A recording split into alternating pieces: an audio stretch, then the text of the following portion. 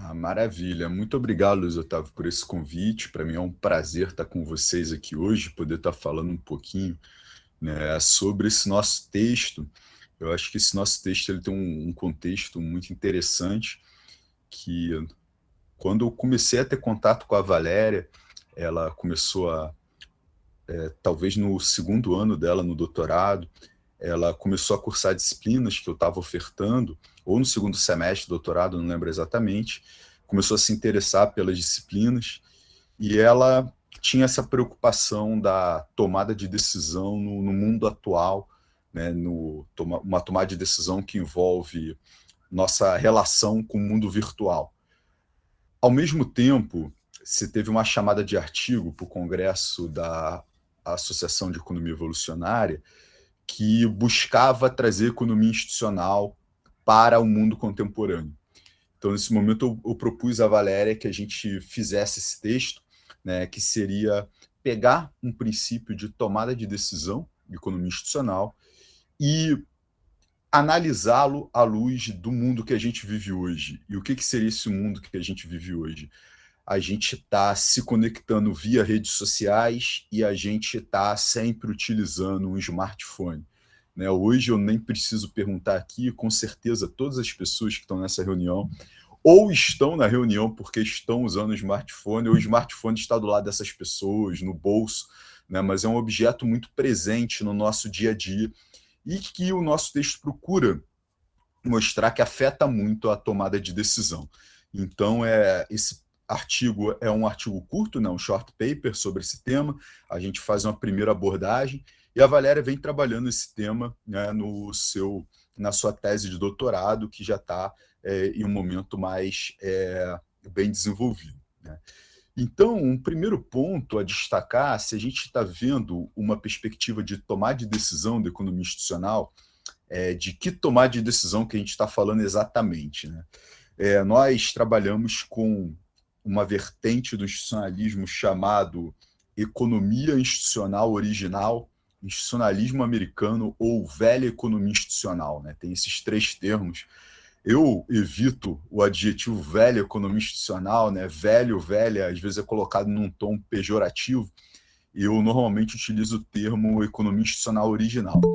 É uma abordagem que tem início nos Estados Unidos, virada do século XIX para o século XX, e as figuras que inspiram esse movimento intelectual é o Thorstein Veblen e o Joe Commons, e depois essa corrente vai se desenvolvendo nos Estados Unidos. Então, a perspectiva do texto é uma perspectiva que se baseia muito no institucionalismo, tal como Veblen o apresenta. Agora, curiosamente, a economia institucional original não tem uma perspectiva definitiva do conceito de instituição. Na verdade, existe uma série de conceitos. Por vezes, isso é muito problemático, saber com que conceito, né, a pesquisa está lidando. Nós utilizamos aqui nesse texto como uma base para a perspectiva de instituições que a gente está analisando, um artigo do Walter Neal, que foi publicado em 1987, E esse artigo ele é muito utilizado para apresentar a instituição para a economia institucional original.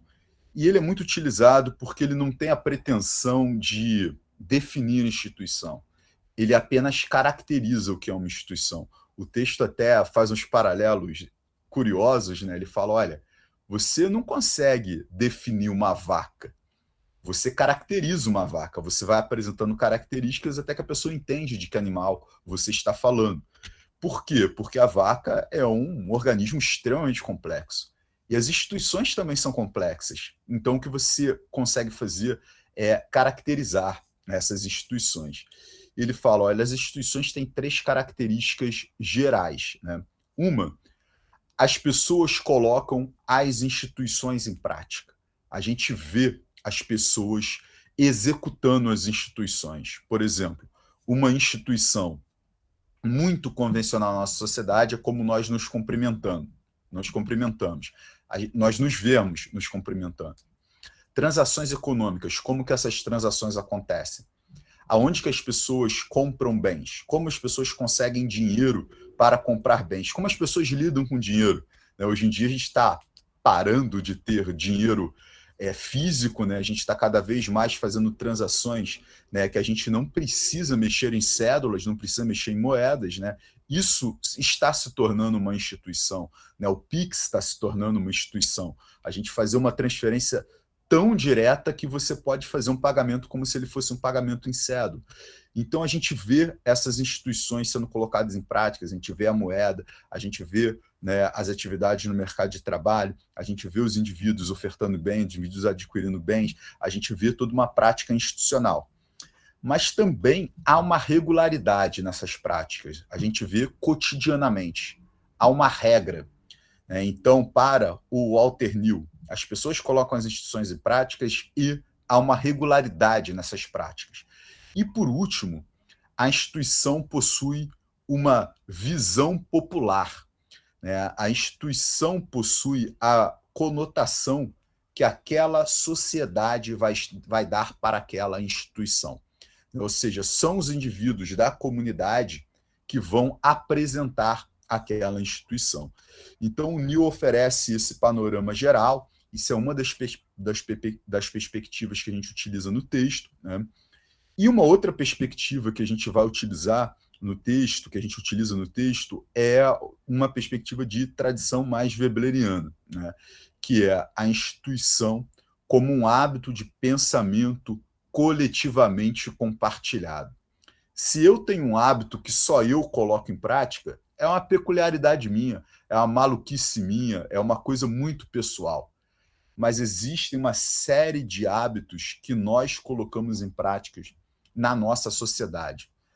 É por isso que, quando a gente sente fome ao acordar, a gente faz opção por um café e um pão com manteiga, e quando a gente sente fome ao meio-dia, a gente faz uma opção por arroz, feijão, salada e carne.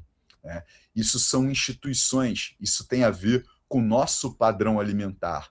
Por isso que nós nos vestimos de forma diferente, mas dentro de uma mesma lógica, porque a gente está seguindo o nosso código de vestimenta, né? Isso vai ser uma instituição.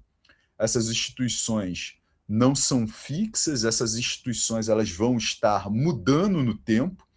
Você tem um processo, né, de causação cumulativa, ou seja, essa mudança não é uma ruptura brusca, é uma mudança baseada naquilo que já existe. E essas instituições, esses hábitos de pensamento coletivamente compartilhados, carregam significados. Ou, por exemplo, nós moramos num país tropical. Uma das nossas vestimentas muito usuais é o jeans, que é um tecido pesado. Não faz muito sentido uma das nossas vestimentas usuais ser um tecido pesado e nós morarmos em um país tropical. No entanto, a gente passou por um processo de colonização. A gente importou instituições de uma outra nação, assim como o nosso contato com outras nações faz com que a gente siga importando. E isso explica hoje vários dos nossos aspectos, várias da nossa organização em sociedade. Por exemplo, muito da nossa burocracia advém da burocracia portuguesa, que foram os nossos colonizadores. Nota, a colonização faz muito tempo, a gente foi modificando esses aspectos, mas a gente sempre parte do elemento anterior. E um ponto muito importante para a economia institucional de tradição webleriana é, muitas vezes, hábitos servem a alguns interesses que não estão explícitos. São os interesses escusos, são os interesses ocultos, que é uma tradução livre minha aí para vested interests, né? Tipo, esses interesses que estão na sociedade e a gente não consegue perceber exatamente esses interesses explicitamente, mas colocar um determinado hábito em prática pode favorecer esses interesses. Aí um dos pontos que nós levantamos no texto é como que hábitos são adquiridos. Um ponto que a gente destaca aqui, isso tem a ver com a pesquisa que eu já vinha desenvolvendo desde o meu doutorado, é a importância da observação para tomar de decisão institucional. Se nós estamos em um ambiente que nós não conhecemos, a gente procura observar as instituições. Por quê? Porque, como o Walter Neal falou, nós colocamos as instituições em prática. Por exemplo, em todo o território nacional, nós nos cumprimentamos, mas a gente se cumprimenta de forma diferente. Na minha cidade natal, quando você cumprimenta a pessoa com 2 beijos, 2 mulheres se cumprimentando, um homem e uma mulher, eu já até entreguei como, né? Você cumprimenta com 2 beijos, né? Aqui em Curitiba, cidade onde eu moro, é apenas um beijo. Em alguns lugares são 3 beijos. Em alguns lugares, quando os homens se cumprimentam, eles apertam as mãos. Em alguns lugares, eles apertam as mãos, se abraçam. Nota, sempre é um cumprimento, mas esses elementos vão mudando. Se você quer compreender como hábitos são absorvidos, a gente tira o indivíduo do seu contexto institucional, coloca ele em outro contexto. Em uma outra cidade, com outro conjunto institucional que esse indivíduo não conhece, em outro país, né? E esse indivíduo ele vai observar essas instituições e ele vai perceber que comportamentos são adequados ali, que comportamentos não são adequados. Por quê? Porque a gente evita a gafe, evita quebrar as instituições. Né? Por isso que a gente se preocupa quando nós somos convidadas e convidados para eventos que a gente não conhece, a gente se preocupa com o código de vestimenta, como que as pessoas vão estar se vestindo nesse evento. Agora, se é uma atividade cotidiana, se a gente já está acostumado, aquilo já está habitualizado. A gente já internalizou esses elementos na nossa tomada de decisão. Quando esses hábitos são internalizados, a gente continua vendo as instituições, continua vendo os hábitos, a gente continua observando, mas essa observação não mais é necessária. Por quê? Porque nós já aprendemos os hábitos que compõem a nossa sociedade. A gente pegou isso e trouxe para esse mundo atual, trouxe para esse mundo contemporâneo. Que se a gente parar para pensar, nós hoje temos ferramentas que elas são riquíssimas em termos de interação. Né? As redes sociais, elas nos conectam. A gente tem contato hoje com amigas e amigos de infância que a gente não mais teria contato, com parentes que moram distantes, né? Com colegas de trabalho que a gente não tem contato rotineiro, a gente consegue ter contato praticamente que diário ali. Né? Ou seja, as redes sociais geram uma grande conexão. E nós temos esse computador chamado smartphone. Né? Se a gente parar para pensar, o smartphone é uma evolução do telefone celular. Telefone, a gente faz ligações e recebe ligações com o telefone. Isso é uma das últimas coisas que a gente faz com o nosso smartphone hoje. Né? Hoje, né, a gente checa e-mails, hoje a gente tira fotos, a gente grava vídeos, a gente manda mensagem via WhatsApp, via Telegram, né? A gente ouve música, né, via Spotify ou qualquer outro agregador desse tipo de mídia, a gente faz pesquisa na internet, ou seja, é algo que colocou a internet sempre ali no nosso bolso, colocou no nosso smartphone. Agora, qual o problema? Né? O problema é que tem vários estudos científicos que apontam que, desde a inserção do smartphone no nosso dia a dia, nós temos uma maior incidência de crises de ansiedade, depressão, solidão e vício em redes sociais. Porque as redes sociais elas são anteriores ao smartphone. Isso é mais evidente nas pessoas mais jovens. Por quê? Porque são pessoas que já são meio que natas ou natas na utilização do smartphone. Já utilizam esse elemento desde a mais tenra idade. O nosso ponto nesse texto é o seguinte: a questão não é tecnológica, a questão não é instrumental, é uma questão institucional, é uma questão cerimonial. Né? O ponto não é a tecnologia em si, né? O ponto já é a forma como a gente interage. E o smartphone, as redes sociais, apenas intensificaram a forma como nós interagimos. Os pontos são os nossos hábitos de pensamento. Por quê? Porque a gente passou a utilizar essa tecnologia no nosso dia a dia, a gente passou a utilizar, né, essas formas de conexão que a gente tem uma com os outros, um com os outros, mas o que está lá são os nossos hábitos. E, de acordo com a economia institucional de tradição webleniana, esses hábitos eles são predatórios. O que quer dizer um hábito predatório? Quer dizer que há uma competição. Esses hábitos são os hábitos sobre os quais o sistema capitalista foi desenvolvido. Então, há uma competição de cunho capitalista presente nesses hábitos, que é aquela competição por você atingir determinado resultado. Por exemplo, todas e todos aqui têm uma boa noção em suas cabeças do que é ser uma pessoa bem-sucedida. E, normalmente, a gente vai estar associando isso a consumo de determinados bens. Adquirir determinado imóvel, determinado automóvel, você poder, né, ir a determinados lugares, que são lugares que você normalmente há um custo para isso, se alimentar de determinada forma, se vestir de determinada forma, ter determinadas férias. Todos esses elementos são elementos do, olha, pô, o dia que eu consegui isso, eu sou uma pessoa bem-sucedida. Uma pessoa bem-sucedida se comporta dessa forma. Esses são os troféus que a gente mostra na sociedade.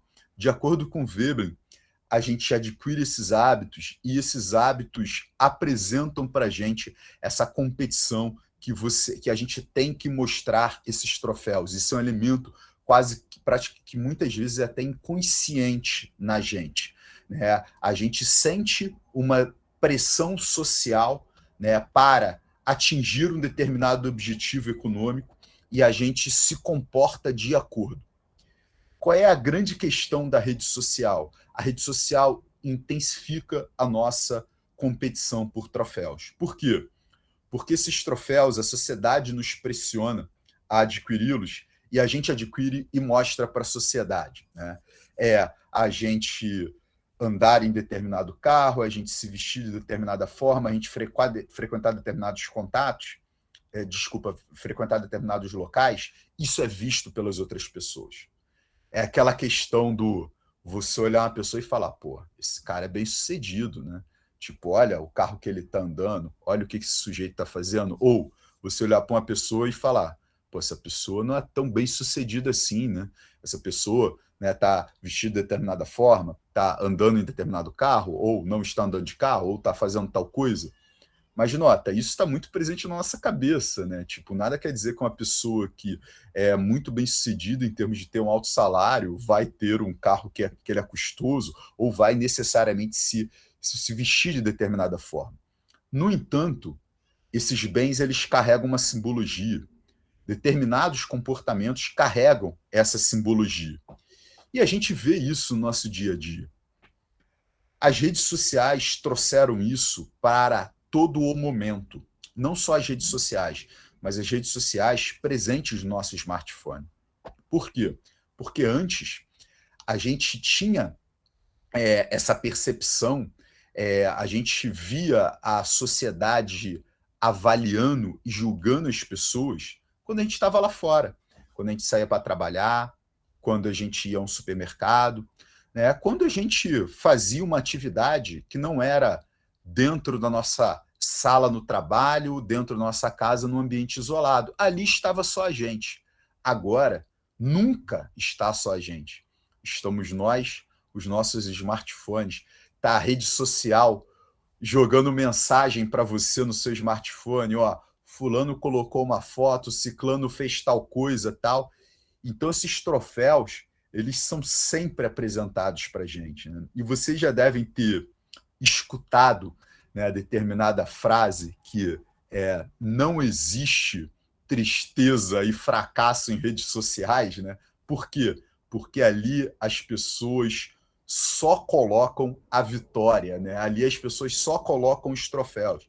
E se você está consumindo a sociedade via esses troféus, você só está vendo que, pô, todo mundo está conseguindo tudo. Só que aquilo é rede social. Aquilo não é a vida de um indivíduo em sociedade. Por quê? Porque todo mundo falha nessa competição por troféus, né? Nem sempre todo mundo tem aqueles resultados. Aqueles resultados nem sempre são, de fato, resultados que são atingidos. A pessoa, de repente, só está mostrando alguma coisa em rede social. Os influencers, né? Você tem até uma profissão de atuação em rede social. Muitas vezes é uma persona que foi construída para a rede social. O indivíduo ele cria uma história, ele não está necessariamente vivendo aquilo. Só que a gente olha esse resultado. E isso vai pressionando os indivíduos. Olha, eu estou perdendo nessa competição social. Eu preciso, né, gerar mais resultado. Eu sou a única pessoa lá das minhas amigas, dos meus amigos de infância, que não sou uma pessoa bem-sucedida. Além disso, tem um processo que um historiador chamado Geoffrey Hodgson destacou, que é a causação reconstitutiva descendente, que é, ao termos contato com instituições, essas instituições nos apresentam hábitos, nos apresentam estilos de vida que modificam as nossas próprias preferências. Então, à medida que a gente vai interagindo com as redes sociais, nós modificamos aquilo que nós queremos por causa dessa interação com rede social, né? Então, a gente é modificado nesse processo, a gente modifica o que é uma noção de uma pessoa bem-sucedida por causa da rede social. Aí nota essa grande importância do influencer. O influencer ele está modificando, né, as preferências de um número muito grande de pessoas, porque é a pessoa que atinge várias. E a rede social virou um grande negócio. O influencer é uma profissão porque essa pessoa ela ganha uma remuneração pelaquilo.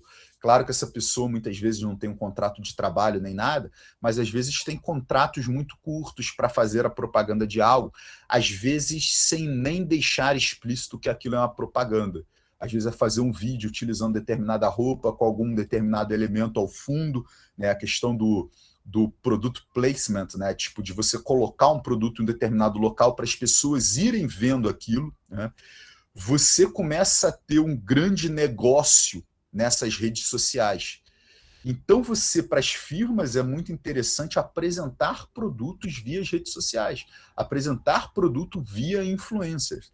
Isso que eu não estou entrando nessa questão das propagandas em rede social, né? Tipo, porque acontece bastante, é uma questão que a gente ainda não tem muita informação a respeito, mas claramente, se você entra agora, né, nessas empresas que fazem promoções de passagem aérea, por exemplo, né, uma compilação de passagens aéreas, e vocês colocam a passagem aérea, eu vou ver quanto é que está a passagem aérea de Cuiabá até Curitiba, e você pesquisa isso, você começa a ganhar um monte de informação via rede social dessas passagens aéreas. Se você pesquisa um tênis, a mesma coisa. Né? Isso começa a acontecer das redes sociais começarem a fazer um filtro de informação. A rede social ela precisa fazer um filtro de informação, né? A sua rede social apresenta aquelas informações que são compreendidas como informações relevantes para você. Algumas informações você dá, você estabelece os seguidores em redes sociais. Agora, outras informações a rede social te oferece. E, curiosamente, produtos que você está pesquisando. né? E às vezes de uma forma que você não esperava. Eu sempre conto um caso muito curioso. Uma vez a minha esposa virou para mim e falou: Ah, Felipe, você está trabalhando muito, está estressado aí, vamos tirar uns dias de férias, e minhas férias estavam próximas. Ela falou: eu vou pesquisar um local bem legal para a gente passear aí, para a gente viajar, e só que vai ser uma surpresa para você. Aí eu falei: não, ok. E eu não fiz esforço nenhum. E eu estraguei a surpresa. Por quê? Porque ela tá com minha esposa nas redes sociais, ela fez a pesquisa de passagem aérea e esse resultado começou a chegar para mim. Passagem aérea de Curitiba a tal lugar, tá custando tanto, tanto, tanto. Eu falei, putz, claro que ela tá pesquisando isso, né? Agora, é um grande filtro de informação, porque nem todas as informações são apresentadas a gente, tem um negócio por detrás, nós filtramos um pouco, né? E a gente gera as nossas próprias bolhas, né? Todos nós temos bolha em rede social, né? Por quê? Porque a gente tem o nosso grupo de amigos, seguidores em redes sociais, e a gente tem uma liberdade muito grande de estabelecer quem são essas pessoas. E às vezes, quando a interação com essas pessoas não está indo tão bem, a gente deixa um pouco essa interação de lado, às vezes, né, não tendo mais a conexão com essa pessoa, às vezes mutando essa pessoa de determinada forma, mas a gente acaba gerando essa bolha. Isso é algo que acontece em rede social, mas que as pessoas têm muito pouco consciência, né? Que a gente manipula a informação que está chegando para a gente. A gente intensifica alguns tipos de informação. Por exemplo, para mim, com certeza, chega muita informação sobre universidades no Brasil, porque é o meu ofício, porque eu interajo com pessoas, né, de universidades aqui no Brasil, então essas informações elas têm um peso muito grande na minha rede social, que vai ser diferente da rede social de uma pessoa que não tem grandes conexões com a universidade, né? Agora, o grande ponto é que é potencializada qualquer informação, inclusive informações que não são verdades, que é o caso da fake news, né? E é importante destacar que fake news não é algo novo na nossa sociedade. Nós sempre tivemos fake news. No início da minha apresentação, eu falei de colonização, né? A gente teve algo muito trágico também, que foi a escravidão. Esses dois elementos são baseados em fake news, né? Que existe um grupo de pessoas que são superiores a outros, que devem colonizar as outras, ou pessoas que devem ser escravizadas por serem inferiores. Isso é fake news, isso é uma coisa que se criou do nada, que não tem o menor fundamento essas informações, né? Então, o que acontece? Nota, isso está lá no nosso passado remoto. Hoje, continua presente. Só que em rede social se torna muito intenso. E por que se torna muito intenso? Porque a gente tem esse fenômeno da bolha, esse efeito da bolha. Porque as pessoas em rede social tendem a interagir com pessoas que já são do seu círculo. E esse círculo acaba se expandindo. Tá passando um trem aqui, tá dando para me ouvir, pessoal? Eu moro perto de uma linha de trem aqui, então de vez em quando chega esse barulho aí, peço desculpas pelo inconveniente. Então o que acontece? Eu interagiria normalmente com meus colegas de trabalho, mas eu acabo interagindo com um número muito maior de professores universitários, de estudantes, não interajo só com meu estudante, com meus estudantes, né? Eu interajo com vários tal, e ex-estudantes e colegas que trabalharam comigo, foram para outras universidades e tal, e eu estou com um grupo muito maior do que eu teria interação cotidiana. Então, uma coisa seriam 2 ou 3 pessoas me passando uma informação. Outra coisa são 50, 70, 100 pessoas nas minhas redes sociais me passando essa informação. A informação ela é muito reforçada. Isso, né, através desse processo de causação descendente, você vai incorporando aquilo. E, às vezes, o ponto daquilo ser verdade ou não vai ficando um pouco de lado. E aí o grande ponto do nosso trabalho é: não há um problema com a tecnologia, não há um problema com rede social, não há um problema com os smartphones. O problema já está na gente. O problema já está nos nossos hábitos de pensamento. O problema já está na nossa sociedade. Essa tecnologia, ela só potencializa esses problemas. Luiz, acho que consegui ficar dentro aí da meia hora, né? Esse é a informação geral do nosso texto, obviamente aí que eu estou aberto a perguntas, comentários, questionamentos.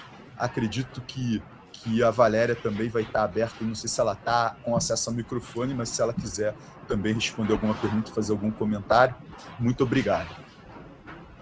Obrigado, professor. Muito boa a exposição. Levanta várias possibilidades aí de discussão, né? Eu coloco aqui, eu estava anotando, 3 pontos aí assim que eu destacaria aí nessa análise do professor, do texto da Valéria e seu, né? Bastante interessantes e que eu acho que são bem relevantes aí para, vamos dizer assim, para a aplicação dessas visões teóricas da economia institucional originária no contexto mais contemporâneo, né? E eu acho que isso aí é algo importante que os institucionalistas tentem isso, né? Tentem não só, é claro que a análise teórica, a discussão das interpretações dos diversos autores, essa discussão mais da evolução do pensamento econômico, ela é bastante relevante, mas especialmente no institucionalismo é o momento de, dada a conjuntura nossa brasileira e mundial, dessa transição que a gente está tendo no capitalismo, que de certa forma lembra a transição do Veblen, né, no século XIX para o século XX, lembra assim, no seguinte sentido, de ser disruptivo, né? Só que em bases totalmente diferentes, né?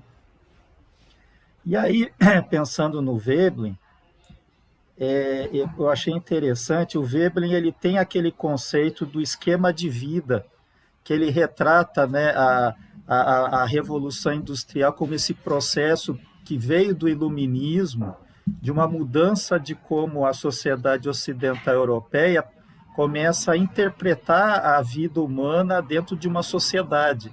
Então, no sentido de dar maior valoração para um pensamento mais técnico, mais científico e deixar uma visão mais baseada em crenças, né, para o passado e coisas do tipo, né, a questão do tempo, da divisão do tempo, né, de forma mais restritiva e coisas do gênero, né. Então isso aí gera essa ideia do esquema de vida que vai estar incorporado dentro das instituições que vão ser desenvolvidas no século XIX com esse capitalismo já se estruturando de forma mais forte nos Estados Unidos e assim por diante, né? Na virada para o século XX. E aí, dentro dessa ideia aí do esquema de vida, eu acho que essa visão que vocês estão propondo aí da economia digital, do smartphone, das redes sociais, de certa forma, ela é uma potencializadora dessas características da nossa sociedade contemporânea. Mas, ao mesmo tempo, como nós estamos tendo essa transição para um capitalismo novo, e tem alguns que dizem que não é nem capitalismo, né, é um neofeudalismo, uma coisa assim, né? Na verdade, isso aí está na visão, como se a gente olhar sob a visão do vento, está criando um esquema de vida novo, né? Um esquema de vida que as pessoas são mais expostas, as pessoas se comparam mais, as pessoas valorizam certos atributos que antes seriam valorizados de outra forma, né? Na ótica da economia, do capitalismo industrial, a ideia é você acordar cedo, dormir tarde, se esforçar, né? Pelo menos é o modelo, né, idealizado da coisa, né? Aqui já não é tanto isso, né? É mais uma visão de exposição, de esses influencers, eles não têm um conhecimento aprofundado de nada, né? Eles são mais eles entretêm as massas, né? Eles não desenvolvem nada muito tecnificado, aprendido, que eles tenham despendido muito tempo para desenvolver. Ou seja, Eu acho que isso aí é algo interessante que poderia fazer um link aí com a ideia de vocês, né, de pensar esse esquema de vida digital, que ao mesmo tempo gera oportunidades, mas magnifica esses problemas aí de muita competição, muita doença mental, né, assim, ansiedade. A pessoa não tem mais privacidade. Ela pode até querer ter privacidade, mas se ela quiser ter privacidade, ela vai ser como se estivesse numa ilha perdida lá, o Robson Crusoe, né? Ela se sente meio fora da sociedade se ela quiser isso, né? Então, eu acho que isso aí é um aspecto interessante. Depois eu vou passar para vocês comentarem, que é essa questão do esquema de vida. Um outro aspecto é o aspecto mais dos vested interests, né? Os interesses velados, que claramente isso aí está dentro de um sistema hierarquizado que é que ele é global, né? Essas corporações digitais, esses sistemas, né, de transferência de informação pessoal que são usadas para obtenção de recursos, né, de renda para essas empresas, e de forma muito extremamente invisíveis para a sociedade, que numa sociedade industrial que tem as empresas, tem ou seja, tem uma atividade produtiva observável, né, que as pessoas são funcionárias, que as pessoas, os políticos veem, o pagamento de impostos, coisas do gênero, né?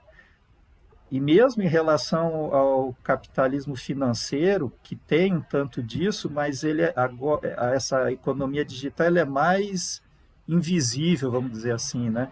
E isso gera também uma incapacidade, uma dificuldade das instituições coletivas lidarem com elas, né? Na verdade, esses interesses estão rolando, estão acontecendo, através desses softwares, através desses mecanismos tecnológicos, e a sociedade ela nem está sabendo que, na verdade, as pessoas nem estão percebendo que elas estão sendo usadas, ou o seu comportamento está sendo direcionado para certos fins, né? Então, nesse sentido, é muito antidemocrático, né? Então, tem vários autores que tratam desse tipo de questão, né?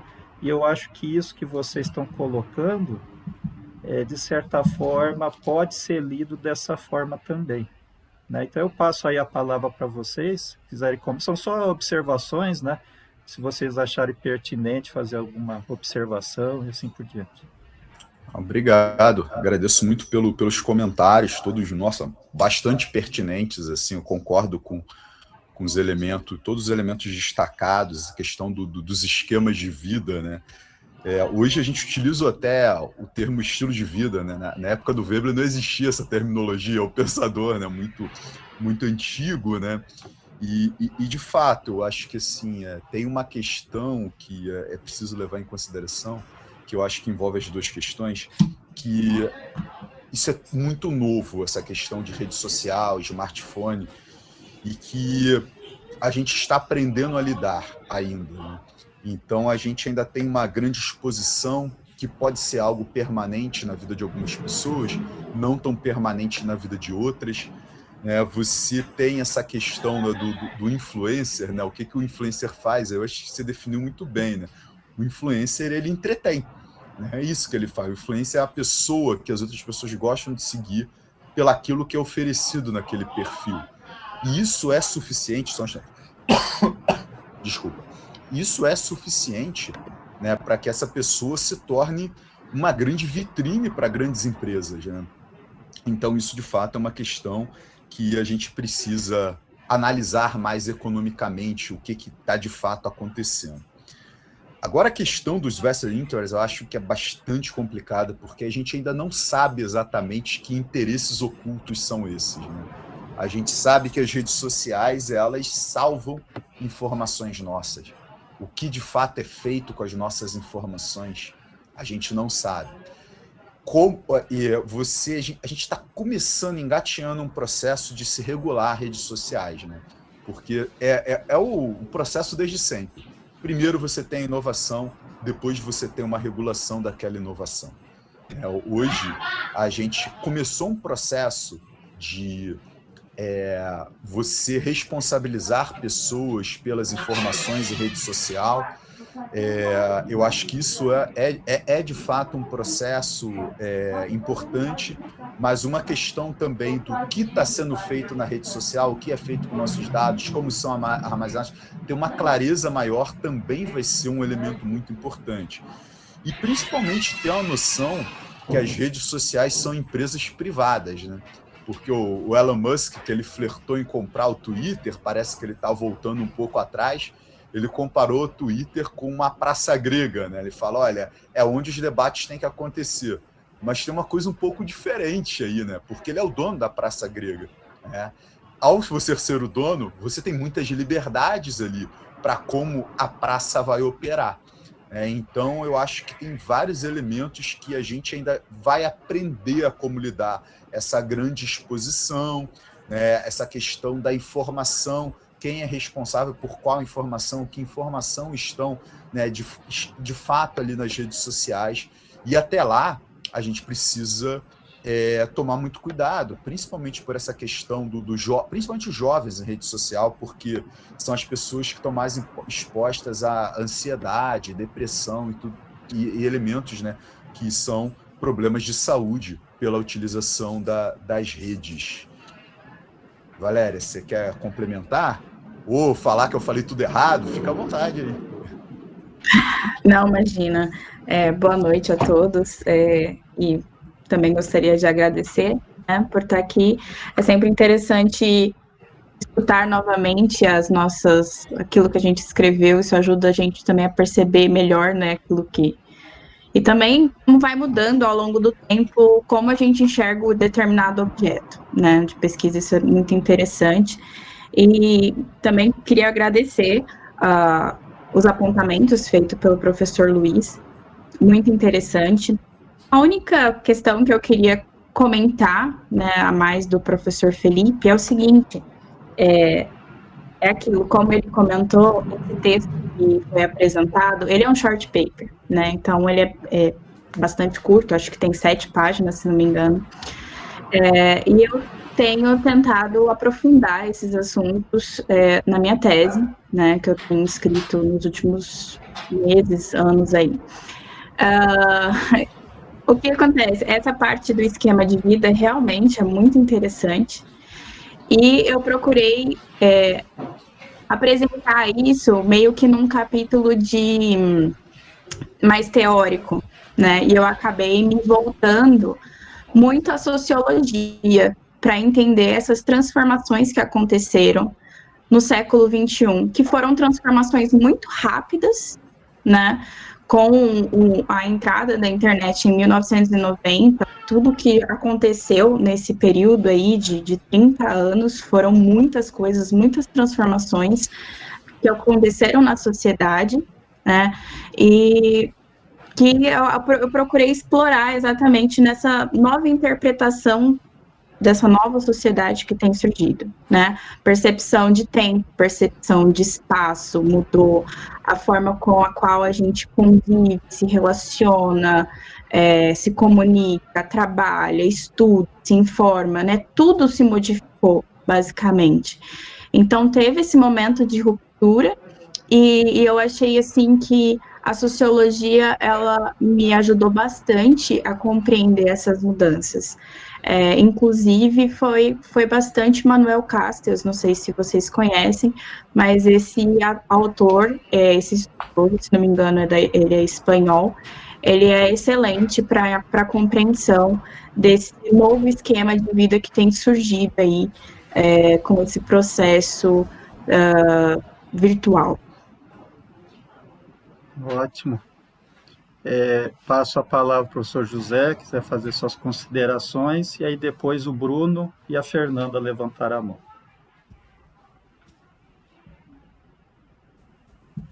Eu estou processando aqui ainda alguma colocação, mas é interessante, né? Essa análise desse tripé: economia, tecnologia digital dos dias atuais e comportamento humano, né? Pode passar para o Bruno, depois Ok, eu, ok, se tiver professor. tempo, depois eu Ok. questiono alguma coisa. Bruno, por favor. Boa noite. Boa noite, professor Felipe. Boa noite, A minha Bruno. pergunta é o seguinte: considerando esse âmbito de redes sociais e tomada de decisões, é possível afirmar que essa mudança, essa regulação nas diretrizes de uso das redes sociais que vem acontecendo nesse aspecto político do país, principalmente agora, pelas eleições presidenciáveis, ela tem relação com o estudo que o senhor abordou? Eu não sou economista, tá? Por isso que eu estou perguntando. Eu sou formado em biologia. Eu queria saber se tem alguma ligação com isso. Rapaz, às vezes não ser economista é a solução para as coisas. Obrigado pela pergunta aí, Bruno.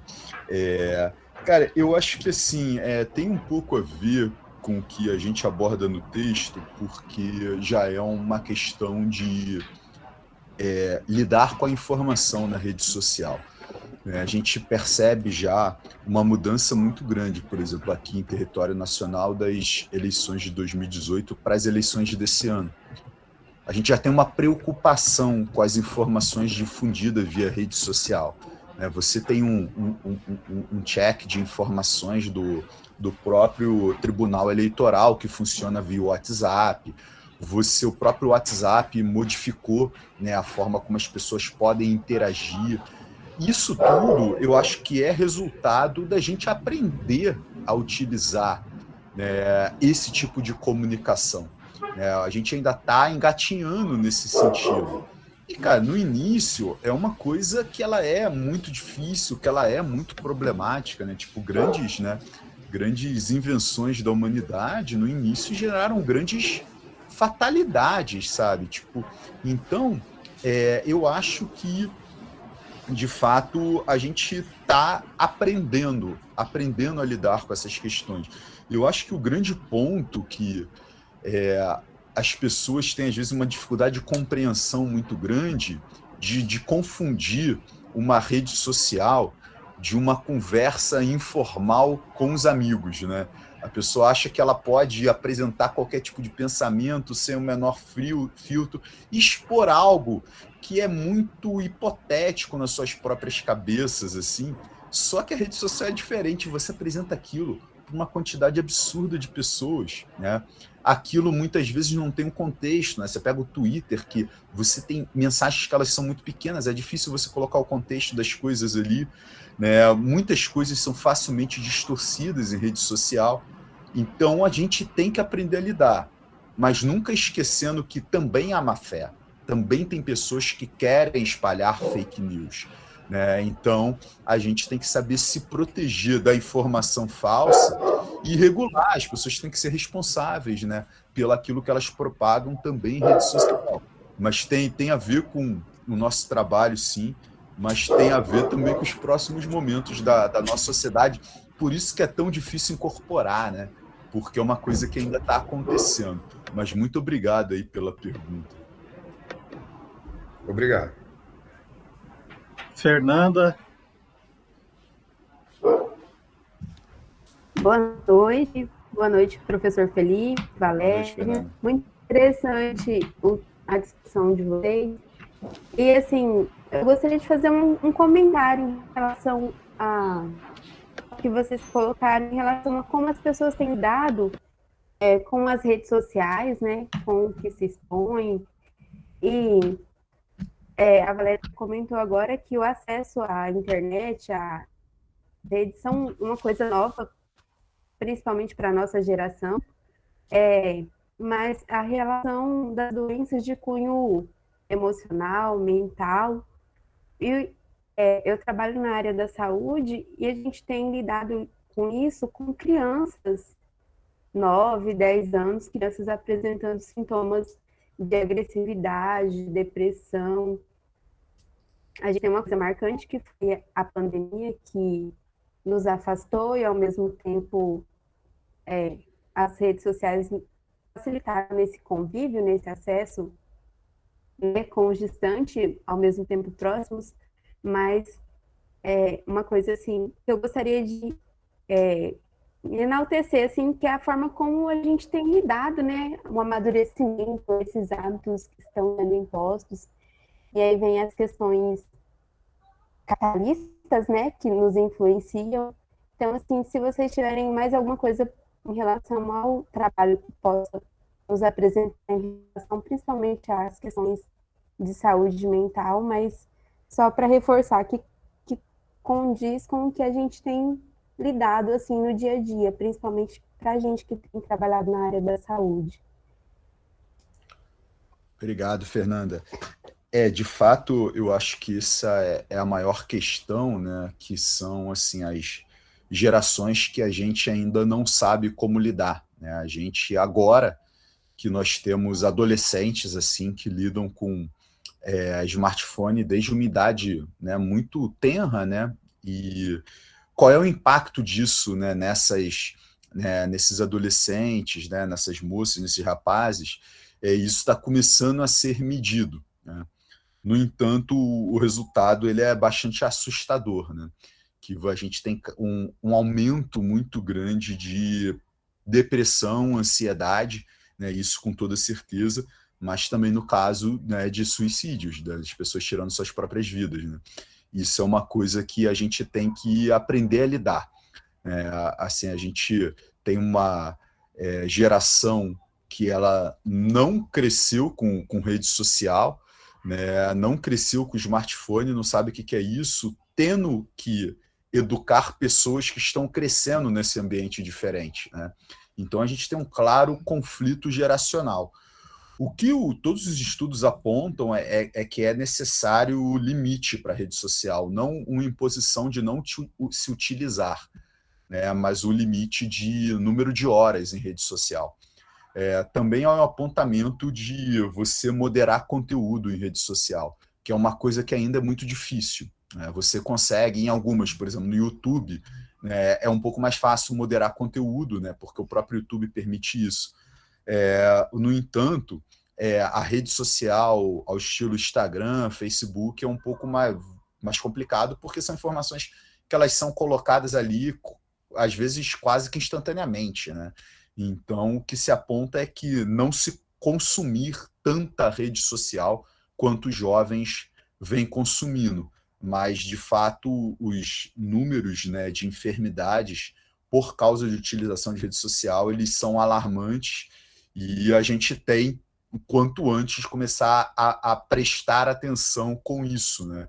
A gente não pode confundir, né, uma criança quieta olhando um celular como a criança está quietinha brincando, né? Ela pode estar quietinha brincando, mas ela está consumindo alguma coisa. O que é essa alguma coisa que ela está consumindo, né? E quanto tempo ela está fazendo isso, né? Esse é a principal interação da criança com o mundo, não é? Né? Esses elementos precisam ser levados em consideração e a gente precisa de mais estudo a respeito, né? Isso ainda é muito embrionário, né? Valéria, alguma questão? Não, tá tudo tranquilo. Ok.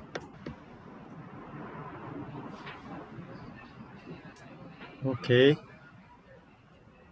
Bom, então, não sei se o professor José quer fazer alguma consideração, então vamos terminar. Está sem seu áudio, professor. Desculpe. Não teria nenhum questionamento, né? Apenas parabenizar por essa temática, né? É uma temática que eu acho que a ciência, seja qual for a área, tem que se preocupar, né? Porque é uma tecnologia que vem de roldão, né? E se ela repercute na própria vida, no modo de ser, no modo de existir, no cidadão, na pessoa, né, no empresário, enfim, ela precisamos estar vigilantes, realmente, né? E é interessante porque eu estava matutando há pouco, né, com a questão da afirmação que você fez, Felipe, né, que o problema não está na tecnologia, né, o problema está em nós. É interessante ver que, então, certas tecnologias, elas não vêm para resolver problemas humanos. Ela vem, então, muitas delas, já para privilegiar, né, certa minoria, e, em outras palavras, vem para reproduzir o poder. Então, os problemas humanos continuam sendo os mesmos, né? Pessoas se degladiando pelo poder. E esse poder em todos os âmbitos, né? E é interessante, né? Porque realmente a rapidez é tão grande, né, que cada vez que uma tecnologia é criada, ela vai demorar muito para ser bem avaliada, né? E aí, então, as suas consequências estão ainda muito invisíveis. E é uma preocupação para todos. Era isso, apenas para comentar. Obrigado, concordo totalmente com a perspectiva do professor. Obrigado. Então, vou fazer aqui a nossa finalização, agradecendo aí o professor Felipe a oportunidade aí de fazer esse seminário, a participação da Valéria, né, os demais participantes aqui do programa. Eu acho que é uma oportunidade bem relevante dessa interação, que também a tecnologia ajuda, né? Não tem só o lado ruim, né? Vocês estão aí em Curitiba, né? A gente aqui em Mato Grosso, e a gente está fazendo um seminário. E isso interessante, antes da pandemia havia tecnologia, a gente não usava, né? Teve que ter a pandemia para aflorar essas possibilidades, né? Então, eu agradeço muito, passo para as considerações finais aí do professor e da Valéria. Muito obrigado. Eu só tenho a agradecer, né? Foi muito bom ter esse momento aqui, como a Valéria falou. É muito interessante a gente revisitar, né, nossas pesquisas, então foi interessante eu reler o texto, tomar minhas anotações e pegar a perspectiva de vocês. Eu acho que isso é muito rico para a gente, né? A Valéria está no processo de pesquisa lá para a tese dela, eu tenho certeza que ajudou ela para caramba esse momento aqui, né? Então só tenho a agradecer pelo convite e agradecer, né, pela nossa troca de ideias e falar que estamos abertos. Ok. Eu também queria agradecer a oportunidade de estar aqui com vocês hoje, o convite. Realmente, com certeza, fiz aqui várias anotações, tanto da fala do professor Felipe, quanto a dos professores também. Anotei, eu agradeço a indicação, né, do autor ali alemão. Também vou dar uma pesquisada a respeito. Com certeza agregou bastante essa noite. Então, muito obrigada. Muito obrigado, uma boa noite para todos. Estamos aqui em Mato Grosso. Que precisarem da gente, a gente está à disposição. Uma boa noite, até mais, bom final de semana. Boa noite, obrigado, bom final de semana. Tchau, gente.